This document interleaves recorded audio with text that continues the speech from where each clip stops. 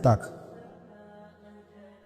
وہاں سے جا کر کے کچھ سامان خریدنا تھا، احرام خریدنا تھا، ضرورت کی چیزیں، دوست بھی ساتھ تھے۔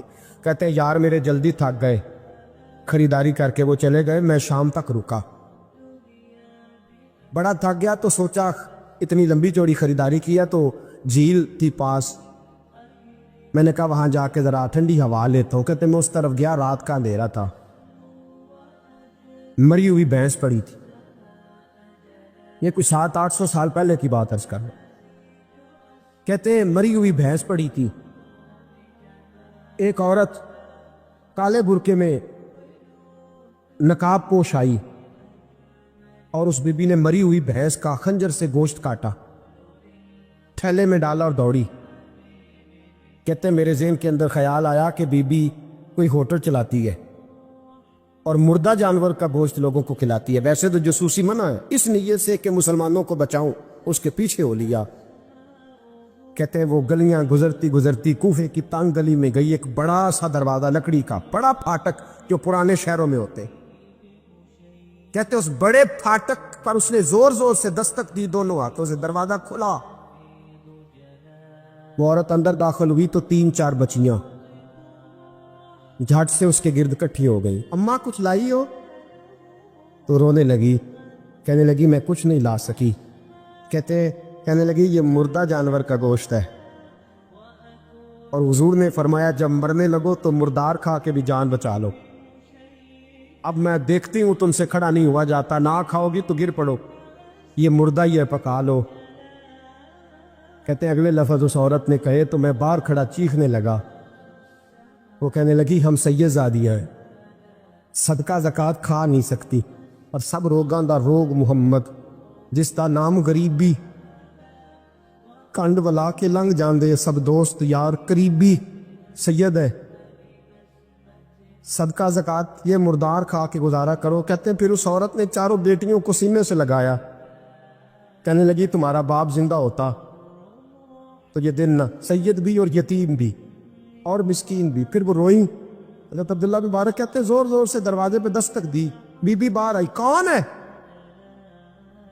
تو میں نے کہا میں عبداللہ بن مبارک ہوں، محدث ہوں، زمانہ مجھے جانتا ہے، میرے شاگردوں کی لسٹ بڑی لمبی ہے۔ کہنے لگی اچھا تو؟ کہنے لگا یہ 300 دینار ہے، تو مہربانی کرے تو رکھ لے، چلے اپنا کام کرے ہم جانے ہمارا۔ کہتے میں نے زمین پہ گھٹنے ٹیک کے نا تو سید زادی کے آگے ہاتھ باندھ دیے، میں نے کہا میں نوکر ہوں تم اولاد ہو، میں خادم ہوں تم نسل ہو، مہربانی کرو، مہربانی میرے اوپر مہربانی، پیسے رکھ لو۔ کہتے ہیں میں نے وہ پیسے دیے، میں واپس لوٹا، یار کہنے لگے چل، میں نے کہا نہیں میں نے نہیں آج کرنا۔ کہنے لگے کوئی نیا پلاٹ لینے کا پروگرام بن گیا، کوئی نئی انویسٹمنٹ، لوگ تانے دیتے ہیں نا۔ کہتے ہیں میں نے کہا یار جیسے تمہاری مرضی سمجھ لو، یہ میرا راز ہے میں بتاتا نہیں۔ فرماتے لوگ حج کرنے چلے گئے، میں وطن آ گیا، 6 ماہ کے بعد قافلے لوٹے،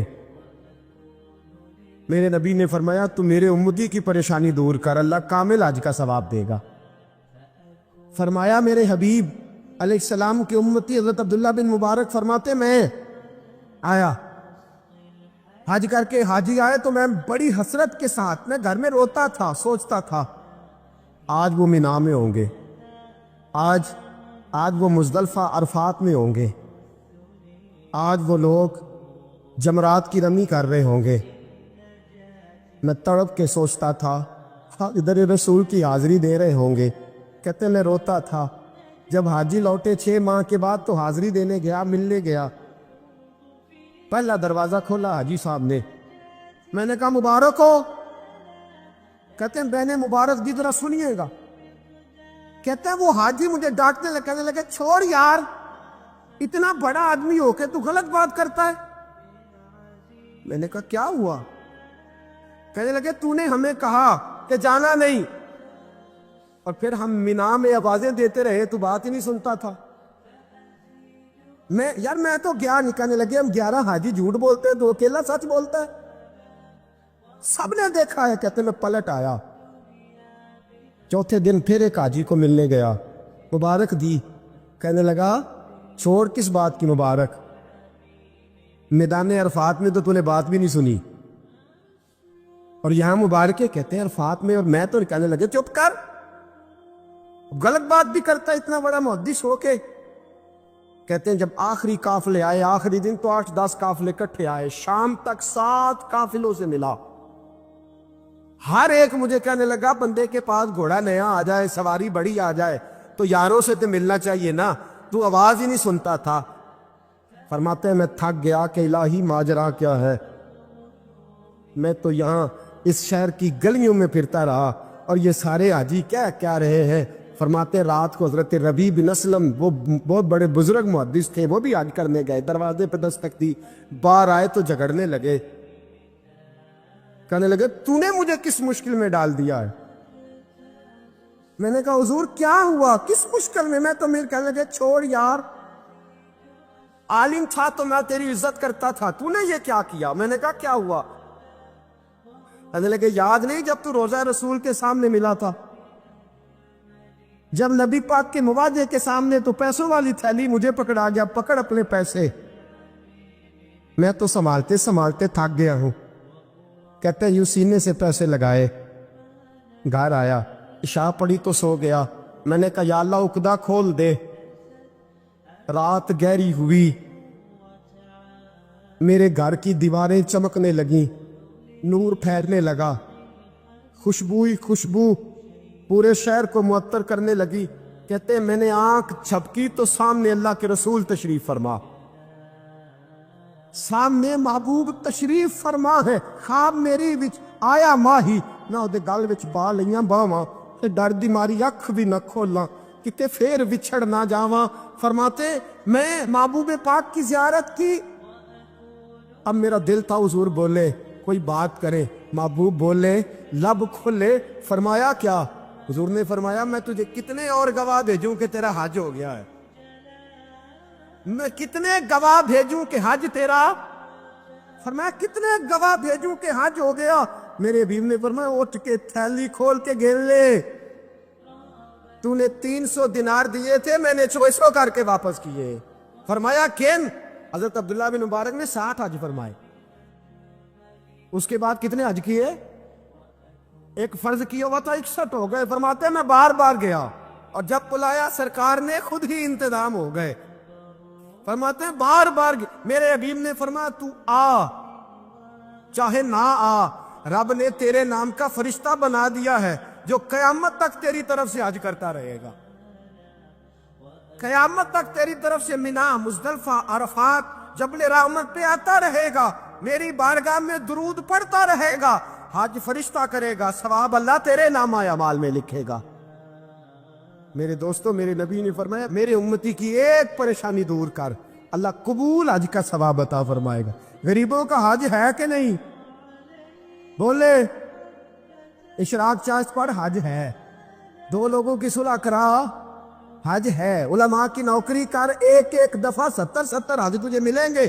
اور میرے رسول پاک صلی اللہ علیہ وسلم نے فرمایا سوکھا حج ہے، سامنے ابا جی ہے، سامنے اماں جی ہے، بار بار پیار سے دیکھ، بار بار حج کر، بار بار پیار سے دیکھ، اور کسی غریب کی مدد کر دے، سڑک پار کرا دے، میڈیکل سٹور سے دوائی لا دے، کسی کی نوکری کر دے، بچہ گھر میں نہیں، ابا جی بیمار ہو گئے، جا بھاگ کے تو چچا کو چھوڑا ڈاکٹر تک، تو نیکی کر، اللہ تجھے پورے حج کا ثواب عطا فرمائے گا۔ حج بڑے ہیں، کرنے کی تیاری کرو، حج کا بڑا موقع ہمیں میسر آتا ہے، بس پروگرام بناؤ۔ صحیح مسلم کی حدیث، کتاب کا نام کیا ہے؟ اور بڑی مضبوط حدیث، میرے نبی پاک صلی اللہ علیہ وسلم فرماتے ہیں کچھ لوگوں کو اللہ قیامت میں کھڑا کرے گا، اور کھڑا کر کے فرمائے گا چلو جنت میں جاؤ۔ عرض کرے گی مولا ہم تو پاپی گناہگار، پتہ سارا سردار نو کیتیاں دا، ہم تو بڑے گناہگار، کس وجہ سے جنت؟ فرمایا تمہارے حج کی برکت سے، تم نے حج کیا تھا نا، اس برکت سے جنت۔ تو بندے عرض کریں کہ مولا ہم تو ماڑے تھے، غریب تھے، گئے ہی نہیں، حج کیا ہی نہیں، تو حج کی وجہ سے معاف کر رہا ہے؟ تو رب کریم فرمائے گا جب حاجی جاتے تھے دل تڑپتا تھا نا، جب حاجی جاتے تھے آنکھیں برستی تھی، جب حاجیوں کے قافلے نکلتے تھے اس وقت تمہارے دل میں خواہش پیدا ہوتی تھی۔ فرمایا تم تڑپا کرتے تھے، میں نے تڑپ پر ہی تمہیں حج کا ثواب دیا، اور خالی ثواب نہیں دیا، اس حج کی برکت سے آج جنت بھی عطا فرما رہا ہوں۔ ایسے بھی لوگ دیکھے ہیں، مسجد نبوی ہے، رسول اللہ کا شہر ہے، سر سجدے میں ہے، روح پرواز کر گئی کہ مسجد نبوی میں سر سجدے میں رکھا ہے، اور اللہ تبارک و تعالیٰ نے محبوب کے قدموں میں موت عطا فرمائی۔ رب کریم نے ساری مخلوق میں بڑا حسن پیدا کیا ہے، لیکن میرے محبوب کا حسن وہ ہے جس کی پیدا کرنے والا بھی تعریف فرماتا ہے، جو اس کی شان کے لائق ہے۔ وَالضُّحَىٰ وَاللَّيْلِ إِذَا سَجَىٰ، اللہ قسم اٹھاتا ہے۔ اور نبی پاک علیہ الصلوۃ والسلام نے نا خوبصورتی کو ایک نئی معنویت بھی دی ہے، ایک نئی معنویت، ایک نیا ذوق حضور نے۔ ہمارے ہاں خوبصورتی مہنگا کپڑا پہننے کا نام تھا، ہمارے ہاں خوبصورتی مہنگے جوتے پہننے کا نام ہے، ہمارے ہاں خوبصورتی مہنگے ترین گھر کو دیکھ کر لوگ کہتے ہیں کیا سجایا ہے، کیا سوارا ہے، کیا ٹائلیں ہیں، کیا رنگ کرایا ہے، کہاں سے قالین خریدا ہے۔ لوگوں نے خوبصورتی دنیا کی ان مہنگی ترین چیزوں کا نام رکھا ہے، حضور نے خوبصورتی کی تعریف ہی بدل دی۔ محبوب نے سادے کپڑوں کو خوبصورتی بنایا، حضور نے ظاہری طور پر کچے گھر کو خوبصورتی بنایا۔ رسول پاک صلی اللہ تعالی علیہ وسلم کے کپڑوں کو پیوند لگے ہوتے تھے، حضور سادہ لباس پہنتے تھے، نبی کریم زمین پر آرام فرما ہوتے تھے، پر جدھر جدھر سے گزر جاتے تھے نہ گلیاں خوشبو سے مہک جایا کرتے، انوار و تجلیات کی بارش ہوتی تھی، جو دیکھتا تھا نا، میں کیا مثال دوں، کیا بات سمجھانے کے لیے مثال دینی پڑتی ہے نا، کوئی مثال دینی پڑتی ہے نا، کسی کا تذکرہ کرنا پڑتا ہے۔